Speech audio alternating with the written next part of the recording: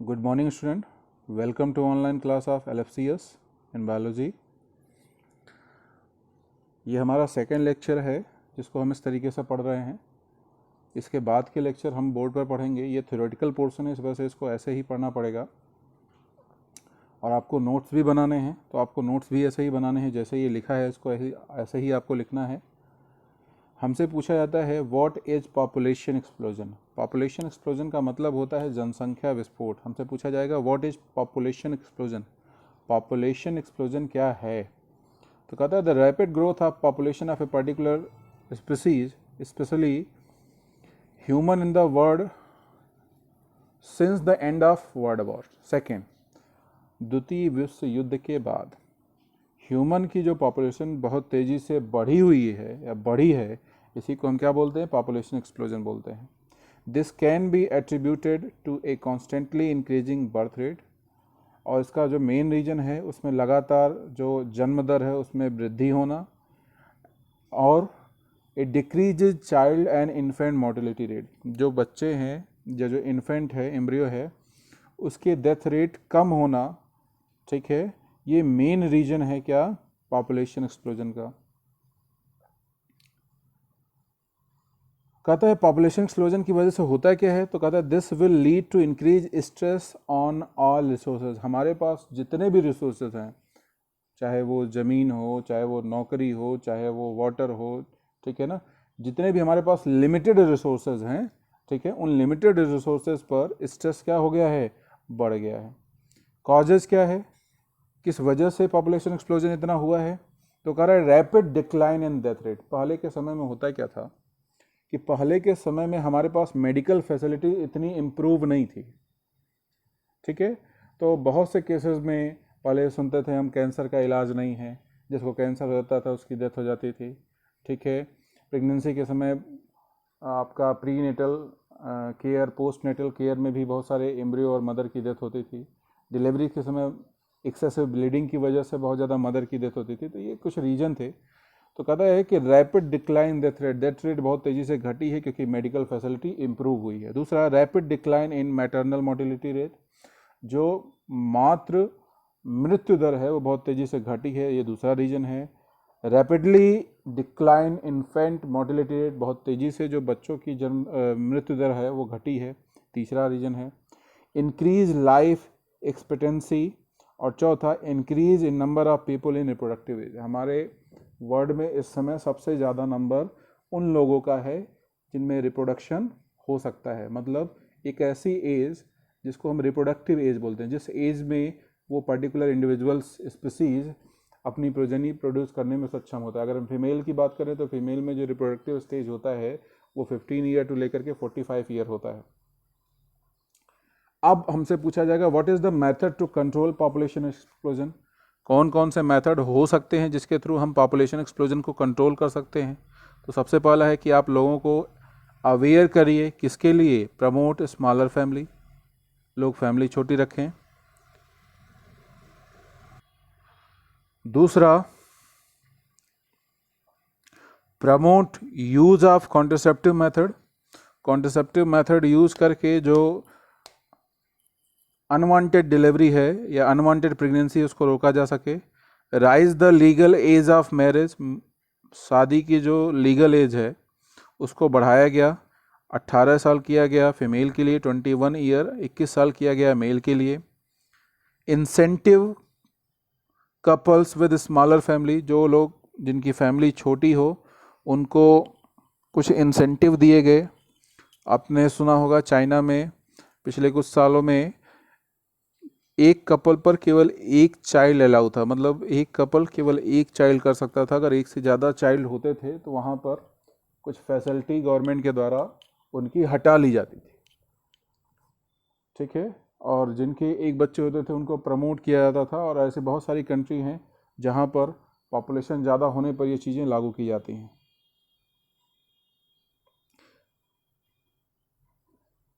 हमारे इंडिया में भी 1950 में एक प्रोग्राम लॉन्च किया गया था, फैमिली प्लानिंग प्रोग्राम, जिसका जो स्लोगन था वो था we two and our two, मतलब हम दो और हमारे दो, ये उसका स्लोगन था, ठीक है। दूसरा है आइडियल कॉन्ट्रासेप्टिव। कुछ आइडियल कॉन्ट्रासेप्टिव होते हैं जिनको हम यूज़ करते हैं। अब आपसे अगर आइडियल कॉन्ट्रासेप्टिव में क्वेश्चन पूछेगा तो क्वेश्चन पूछेगा कि किसी भी कॉन्ट्रासेप्टिव को हम जब यूज़ करते हैं, कॉन्ट्रासेप्टिव क्या है, ये एक मेथड है या एक डिवाइस है जिसके थ्रू हम फर्टिलाइजेशन को रोकते हैं। तो कहता है कि अगर कॉन्ट्रासेप्टिव यूज़ किया जाएगा तो कॉन्ट्रासेप्टिव का काम क्या होता है, प्रेगनेंसी को रोकना। और एक अच्छा आइडियल कॉन्ट्रासेप्टिव किसको बोलोगे, कहता है जो आसानी से यूज़ किया जा सके, should be easy to use, आसानी से उसको यूज़ किया जा सके, ईजिली अवेलेबल, हर जगह मिल जाए, शुड बी इफेक्टिव, इफेक्टिवनेस उसका ज़्यादा हो, should not have side effect, कोई साइड इफेक्ट ना हो, शुड बी रिवर्सिबल, रिवर्सिबल ऐसा ना हो कि पता चला हमने एक बार उस कॉन्ट्रासेप्टिव डिवाइस को यूज़ कर लिया, दोबारा फिर प्रेगनेंसी कभी हो ही ना, तो ये चीज़ भी होनी चाहिए। Should not interfere with sexual desire या ड्राइव और एक्ट ऑफ द इंडिविजुअल्स, जो सेक्सुअल डिज़ायर होता है उस पर कोई हार्मफुल इफेक्ट ना डाले। तो आपसे क्वेश्चन पूछेगा 2 नंबर में कि what is the feature of ideal contraceptive. आप जब इसको नोट करना ना तो ऐसे ही नहीं नोट करना, फीचर ऑफ आइडियल कॉन्ट्रासेप्टिव, ठीक है, हेडिंग डालना फीचर ऑफ आइडियल कॉन्ट्रासेप्टिव और उसमें ये पॉइंट आप ऐसे ही लिख लेना। नेक्स्ट आपका आता है method of contraception. Method of contraception में आपका पहला आता है नेचुरल मेथड, दूसरा बैरियर, तीसरा इंट्रा यूट्राइन डिवाइस, चौथा ओरल कॉन्ट्रासेप्टिव, पांचवा इंजेक्टेबल एंड इम्प्लांट्स और छठवां सर्जिकल। जब हम नेचुरल मेथड की बात करते हैं तो नेचुरल मेथड में हमारे पास 3 आएंगे, पीरियोडिक एब्सिस्टेंस, विड्रॉल एंड लैक्टेशनल एमनेरिया। कहता है नेचुरल मेथड जो होता है ये वर्क करता है avoid the chance of sperm और एग मेटिंग, अगर एग और स्पर्म की मैटिंग ना हो, और ये नेचुरली होता है, इसको हम नहीं रोकते, नेचुरली होता है, उसके कुछ तरीके होते हैं। उसमें आपका पहला है पीरियोडिक एब्सिस्टेंस। जब आपको मेंस्ट्रुअल साइकिल पढ़ाया गया था तो वहाँ पर बताया गया था कि ओवा आपका 14 डेज पर रिलीज होता है, और मैंने आपको ये भी बताया था कि जो ओवा का फर्टाइल पीरियड होता है वो 72 आवर होता है, 72 घंटे। तो अगर मान लीजिए 14वें दिन आपका ओवा रिलीज हो रहा है तो 14, 15, 16 ये 3 दिन अगर उसको स्पर्म मिलेगा तो वहाँ पर फर्टिलाइजेशन होने के चांसेस होंगे। या ऐसा भी हो सकता है कि 14वें दिन आपका ओवा रिलीज हो रहा है और स्पर्म बॉडी के अंदर, उस यूट्रस के अंदर, फैलोपियन ट्यूब के अंदर 12वें दिन ही या 13वें दिन ही आकर के बैठा हो, क्योंकि उसकी भी तो वेबिलिटी 72 घंटे होती है। वो 12वें दिन आ गया तो 12, 13, 14 ये 3 दिन तक तो वो रह ही सकता है। तो हमसे कहता है कि अगर हम एक दिन आगे एक दिन पीछे ले लें और 10 से 17 इस पीरियड में, इसको फर्टाइल पीरियड बोलते हैं क्योंकि इसी पीरियड में आपका ओवा रिलीज होता है और अगर ओवा को स्पर्म मिल गया तो फर्टिलाइज कर जाएगा, तो इसको फर्टाइल पीरियड बोलते हैं। कहता है इस फर्टाइल पीरियड में जो क्वाइटस है अगर उसको इंटरप्ट कर दिया जाए, उसको रोक दिया जाए, तो वहाँ पर प्रेगनेंसी के चांसेस क्या हो जाएंगे, मिनिमम हो जाएंगे। वहाँ पर प्रेगनेंसी के चांसेस क्या हो जाएंगे, मिनिमम हो जाएंगे।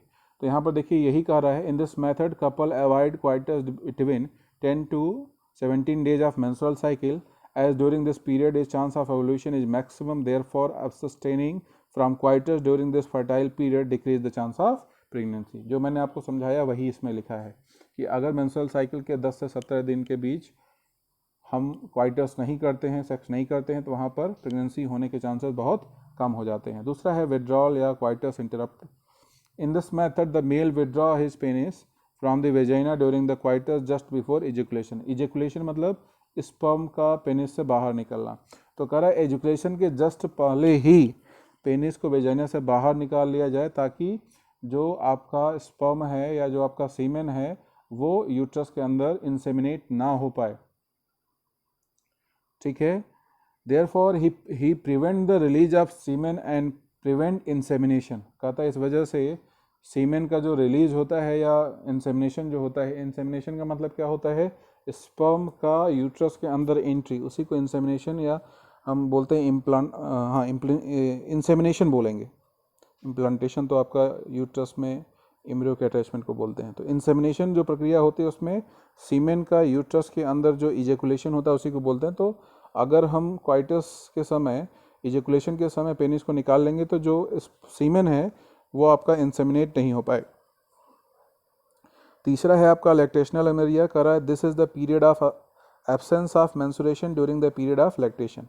और यहाँ पर एक चीज़ ऐड कर लीजिएगा, पीरियड ऑफ इंटेंस लैक्टेशन, मतलब मिल्क का सिक्रेशन जब बहुत ज़्यादा होता है। कहता है कि जब कोई प्रेग्नेंट मदर एम्ब्रियो फॉर्म करती है, प्रेगनेंसी पार्चुरेशन होता है, डिलीवरी करती है, डिलीवरी होने के बाद लगभग 6 मंथ तक उनकी बॉडी में इंटेंस लैक्टेशन होता है, जिसकी वजह से जो हार्मोन होते हैं वो लैक्टेशन में इन्वॉल्व हो जाते हैं, और प्रेगनेंसी के लिए या हम कहेंगे मेंस्ट्रुअल साइकिल के लिए जो हार्मोन होते हैं वो बॉडी में प्रॉपर वे में अवेलेबल नहीं होते, जिसकी वजह से मेंस्ट्रुअल साइकिल 6 महीने तक लगभग स्टॉप हो जाती है। तो वही चीज़ यहाँ पर लिखा है, this is the period of absence of menstruation during the period of lactation, as there no menstruation is it is believe that during this period no ovulation, अगर मेंस्ट्रुएशन नहीं होगा तो कोई ओवुलेशन नहीं होगा, therefore decrease chance of pregnancy, इस वजह से प्रेगनेंसी के चांस क्या हो जाते हैं, डिक्रीज हो जाते हैं। However this method is effectively only up to 6 month after parturition during the period of intense lactation. कहता है ये जो मेथड है ना, ये मेथड मैक्सिमम आपका 6 मंथ तक ही वैलिड रहता है, या कुछ फीमेल में ऐसा भी होता है कि 6 मंथ के पहले ही वो चीज़ें शुरू हो जाती हैं, डिपेंड करता है लैक्टेशन के ऊपर। As there no chemical are use the chance of side effect is nil. सबसे अच्छा नेचुरल मेथड में ये है कि नेचुरल मेथड में हम कोई भी केमिकल यूज नहीं करते, इस वजह से यहाँ पर साइड इफेक्ट होने के चांसेस नील होते हैं। Success of conception is also limited and therefore chance of failure of conception are also high. कर success of contraception is also limited, contraception का जो सक्सेस रेट है वो क्या है, लिमिटेड है, ठीक। इस वजह से कहता है कि इसके फेल होने के चांसेस बहुत ज़्यादा होते हैं। दूसरा आपका है barrier method. In this method sperm and ovum are physically prevented from meeting with the help of barrier. इस मेथड में हम स्पर्म और ओवम को फिजिकली मिलने से रोकते हैं बैरियर की मदद से। उसमें पहला है आपका condom, barrier made by thin rubber और latex sheath that cover the penis in male and cervix in female, दोनों के लिए आता है। दूसरा है both male and female condom are disposable, as use the condom prevent contact of genital fluid, it also help prevent STD. कहता है जब कंडोम का यूज़ किया जाता है तो जो जेनाइटल फ्लूइड होते हैं, जो जेनाइटल ऑर्गन से फ्लूइड निकलते हैं, उनका कॉन्टैक्ट एक दूसरे से नहीं हो पाता, और इसकी वजह से प्रेगनेंसी तो रुकती ही है बल्कि सेक्सुअली ट्रांसमिटेड डिजीज भी एक बॉडी से दूसरी बॉडी में ट्रांसमिट नहीं होते। Reusable barrier like diaphragm, cervical cap and valves are inserted into female cervix during the coitus to prevent the entry of sperm through the cervix। ये 3 चीज़ें ऐसी हैं जिसको क्वाइटस के दौरान फीमेल के सर्विक्स में इंटर कराया जाता है ताकि स्पर्म की जो एंट्री है वो रोकी जा सके। Spermicidal cream, jelly and foams are use with this barrier to increase the efficiency of this method. कहता है स्पर्मिसाइडल क्रीम, जेली और फोम को यूज किया था इन बैरियर के साथ ताकि हम जो इनकी एफिशिएंसी है उसको क्या कर सकें, बढ़ा सकें, ठीक है। दूसरा है हमारे पास इंट्रा यूट्राइन डिवाइस, ठीक है ना। इंट्रा यूट्राइन डिवाइस में हमसे कहता है this device are inserted into the uterus by the doctor और expert nurse through the vagina. ये जो डिवाइस होती है, ये डिवाइस एक्सपर्ट नर्स या डॉक्टर के थ्रू वेजाइना में इंटर की जाती है। ये 3 तरीके की होती है, non medicated, copper releasing and hormone releasing. Non medicated आपका लिप्स लूप होता है, ठीक है। ये हुप लिखा है, ये लिप्स लूप होता है, एच की जगह पे एल होगा, लिप्स लूप, इसको करेक्ट कर लीजिएगा। ये इंक्रीज करता है फैगोसाइटोसिस ऑफ स्पर्म, मतलब ये स्पर्म को फीड करता है, डिस्ट्रॉय कर देता है। दूसरा है copper releasing IUD like copper T, copper 7, multiloaded 375, ये स्पर्म की मोटिलिटी को डिक्रीज करता है बाय रिलीजिंग कॉपर आयन, ये ऐड कर लीजिएगा, बाय रिलीजिंग कॉपर आयन। तीसरा है IUD that release hormone like progestogen LNG-20 make uterus unsuitable for implantation. ये स्पर्म को तो नहीं रोकेगा, स्पर्म को जाने देगा, फ्यूजन होगा, जाइगोट बनेगा, लेकिन उस जाइगोट को इम्प्लांट नहीं होने देगा यूट्रस के अंदर, तो उसमें अबॉर्शन हो जाता है, जो आपका एम्ब्रियो होगा, फर्टाइल एम्ब्रियो होता है, वो बॉडी से बाहर आ जाता है। They make also cervix hostile to sperm.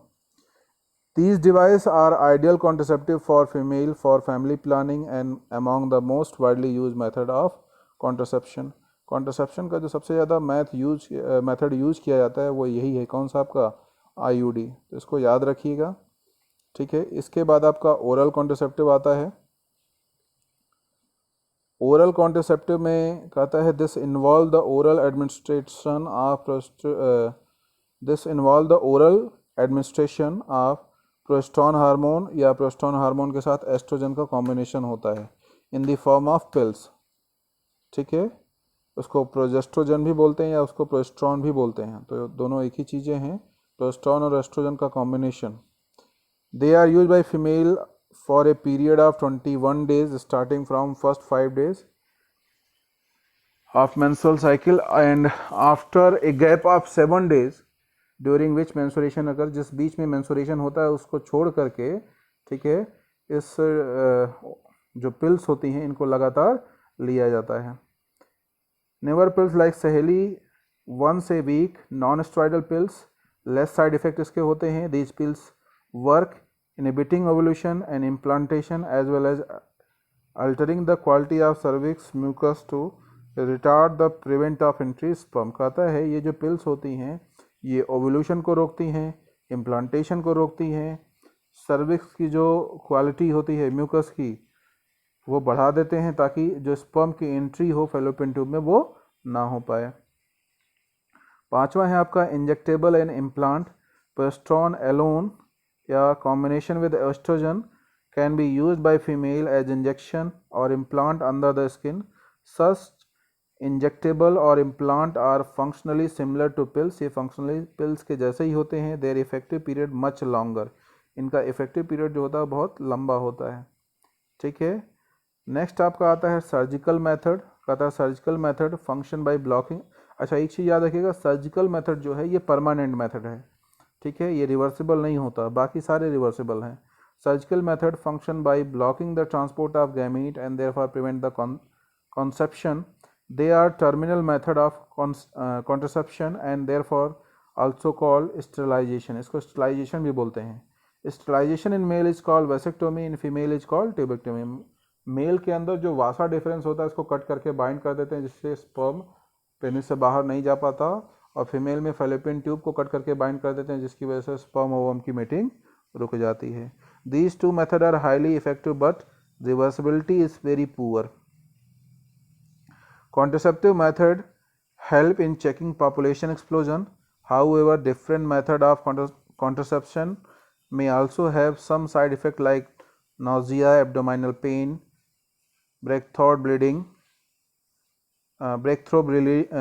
bleeding, irregular menstruation and breast cancer। ये कुछ इसके साइड इफ़ेक्ट हो सकते हैं। ठीक है, आज हम इतना ही रखते हैं। कल से अब हम बोर्ड पर पढ़ेंगे मेडिकल। ये इतने पोर्शन थे जो थ्योरेटिकली थे और इसमें जो क्वेश्चन आते हैं वो थ्योरेटिकली ही आते हैं। ठीक है, और नेक्स्ट वीडियो लेक्चर में हम पढ़ेंगे medical termination of pregnancy. Thank you, आज इतना ही रखते हैं। Thank you.